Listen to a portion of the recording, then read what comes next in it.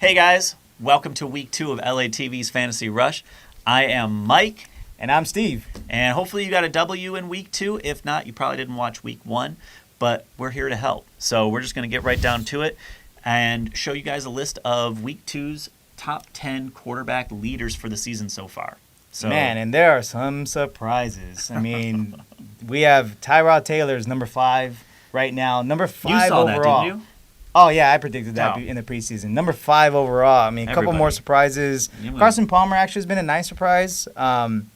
Phillip Rivers, Andy Dalton. I mean, you guys can see who the top 10 quarterbacks right now, they're not the normal ones. I mean, they're not what you're used to. Well, and there's a few surprises and some guys that are not on that list.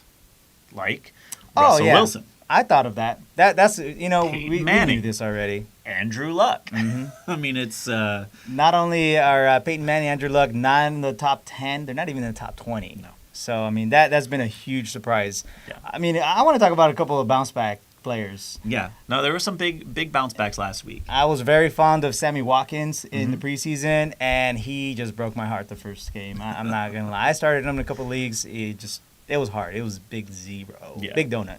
No, but he came back with 15 points, which is what you expect out of a fifth round player.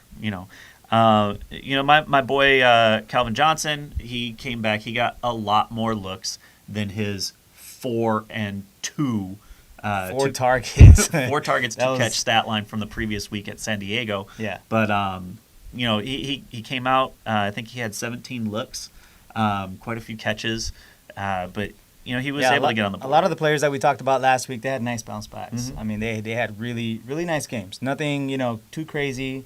There were some huge games, though. There was quite a few players, actually, that scored over 25 points. Yeah.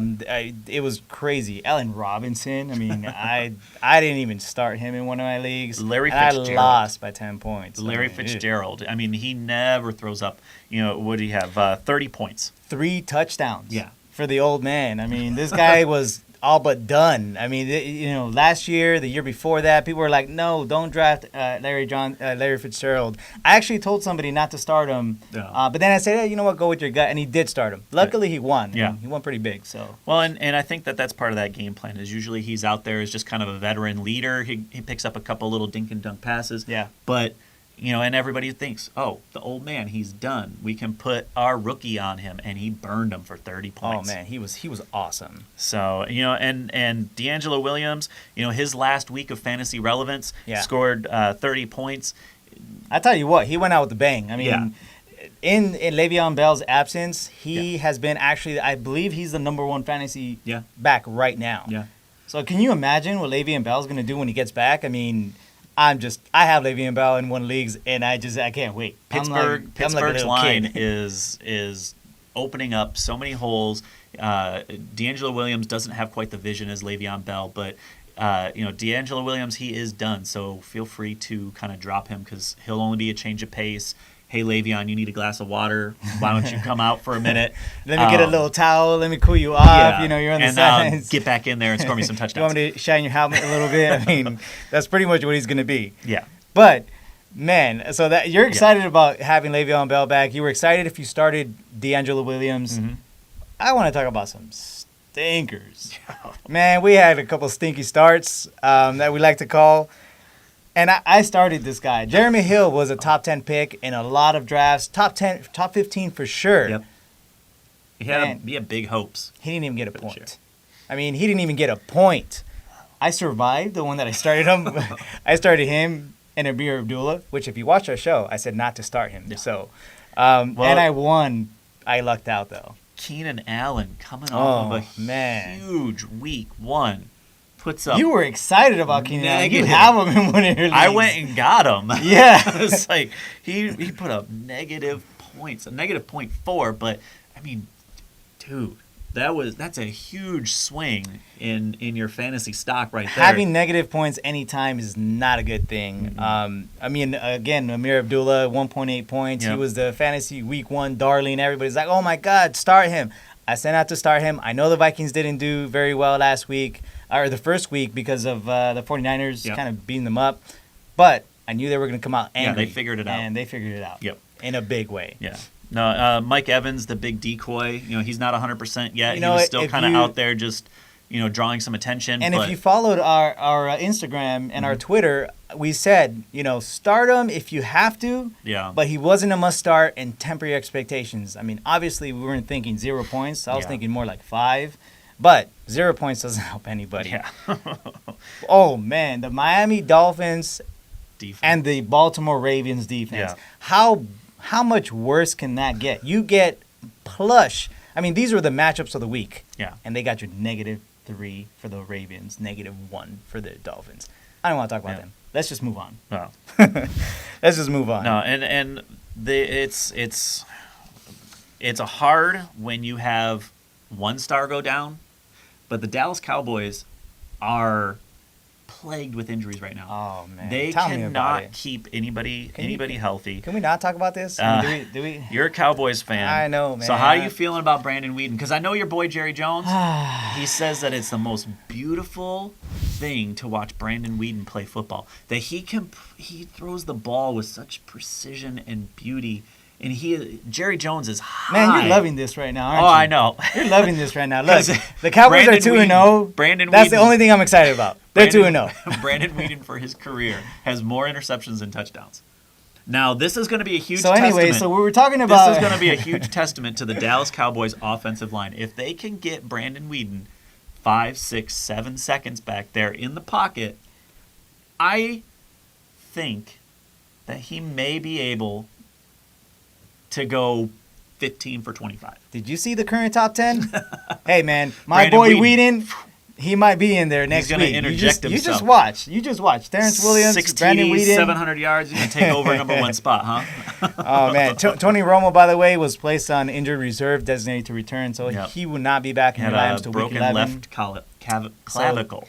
I would get rid of him. Look for other options. I had to in one of my leagues. ASJ, one of the guys that we had on our top tight end list. Yeah. He comes down with a 4 to 6 week designation, and he's going to be out for a while. Yeah, so, he's going to be out. I mean, Drew Brees hurt his shoulder. He might be out. We're still not sure.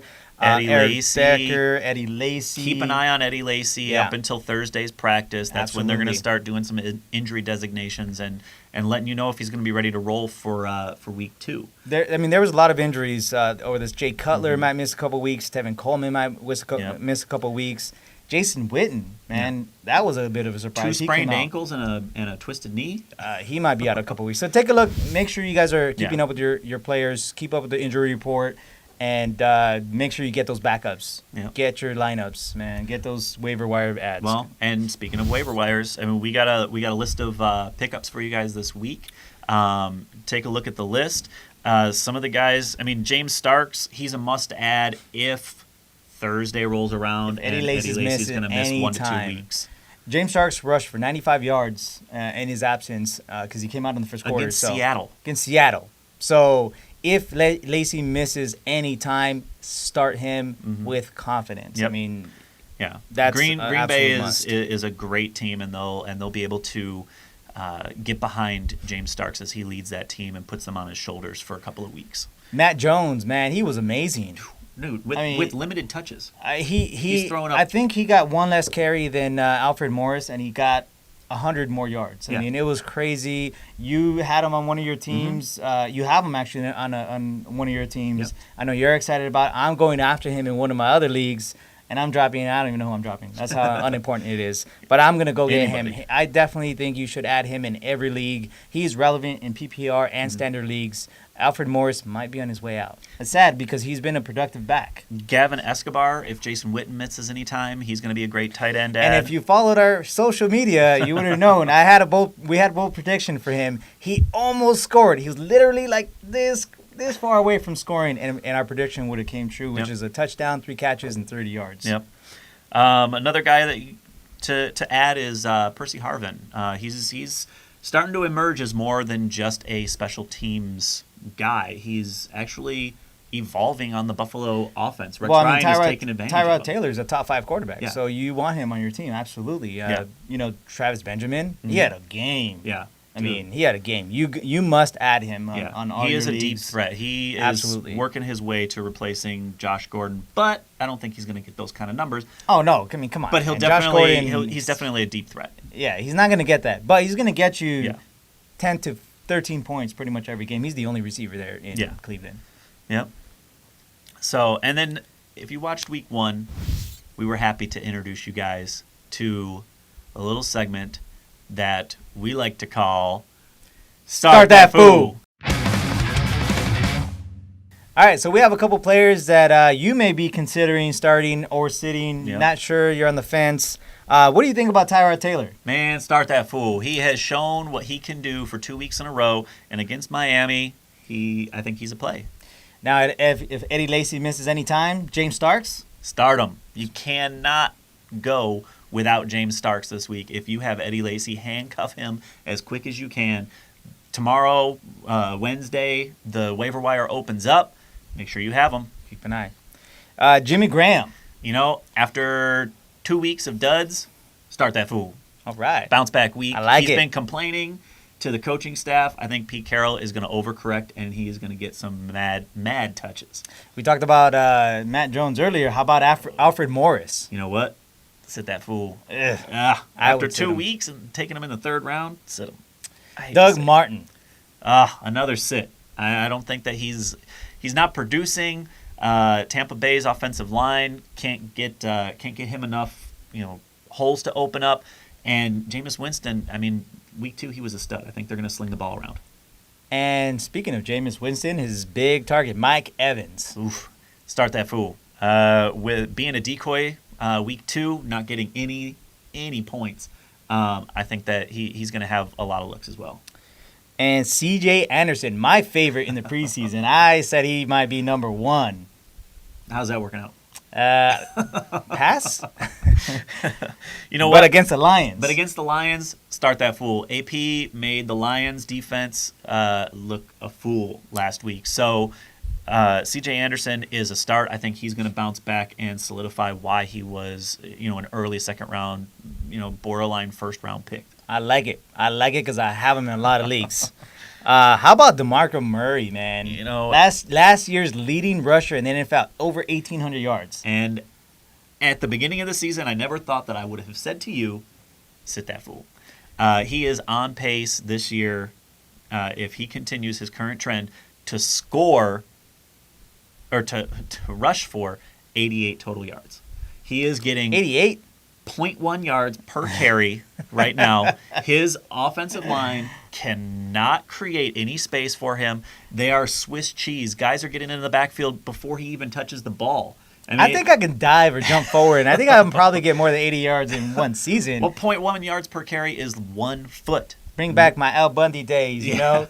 I think you just get the ball and dive under the center's leg, and you have as many yards as DeMarco Murray is getting. Man, he was an ex-Cowboy, but now that he's not a Cowboy, yeah. Sit him. He's playing the Jets anyway. Yeah, so. He's sitting. The Jets are playing great right now. So, did you get all that, Steve? Do you want to write these down? Do you want to use my pen? Man, what are you trying to say, man? We play this week in our work league, in our fantasy work league. Man, you guys don't want to know about what we're doing in our league. Mr. 0-2 over here, facing off against the undefeated, the champ. I'm going to take over first place after this week, and I just want to let people know, for the record, I was in the championship game last year. Yes, I am 0-2, but it's week 2. I'm not panicking. Where were you last year? Last